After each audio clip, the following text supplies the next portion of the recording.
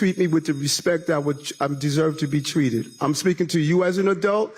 Don't stand in front like you treated someone that's on the plantation that you own. Give me the respect I deserve and engage in the conversation. My name is Catherine Diaz. I'm the chair for Community Board 12, your local community board. And I sat at a table of educators. And so their question is, schools in this district have high numbers of families with housing insecurity, including asylum-seeking families. What are the pathways and structural supports being developed so that they can support themselves, their families, and live in dignity? Thank you. Thank you so much.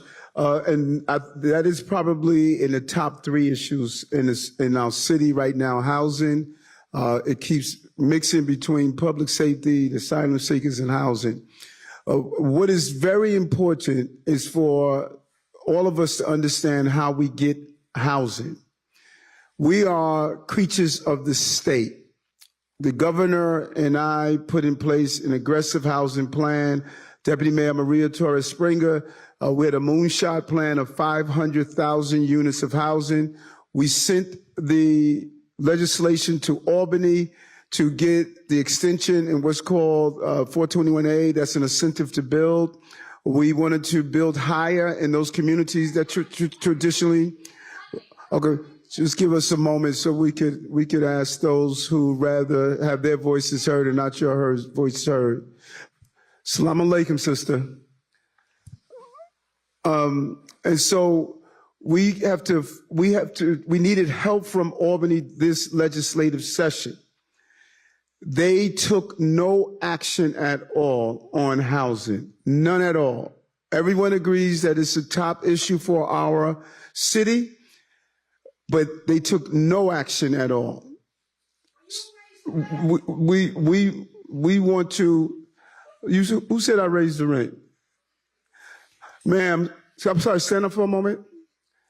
I have a 3-family house in Brooklyn. When my tenants moved in 15 years ago, I signed a lease with them that as long as you're in my property, you will never have an increase in your rent. For 15, let me finish, and then you can talk. Let me finish. Never. This is what I do know. Those 3- and 4-family houses, 8-family houses, where people came to this country to buy a house, they are suffering right now. They're suffering. Fuel costs went up on them. Repairs went up on them. They are on the verge of losing their homes. If they lose their home, people will come in and purchase those homes and displace long-term tenants. So I think there was a 3% recommendation. I don't control the board. I make appointments. They make the decision. Everyone knows I don't control the board. The fact of the matter is that it's not small landlords, it's big landlords, that they're the main ones. We're not talking about your little tiny landlord. We're not talking about that. We're talking about the rent guidelines board. You said before and after that you supported those rent increases. In Nassau, they had a 0% rent increase. Why in New York City, where the real estate is controlling you, Mr. Mayor, why are we having these horrible rent increases last year and this year? Okay, first, if you're going to ask a question, don't point at me and don't be disrespectful to me. I'm the mayor of this city, and treat me with the respect I deserve to be treated. I'm speaking to you as an adult.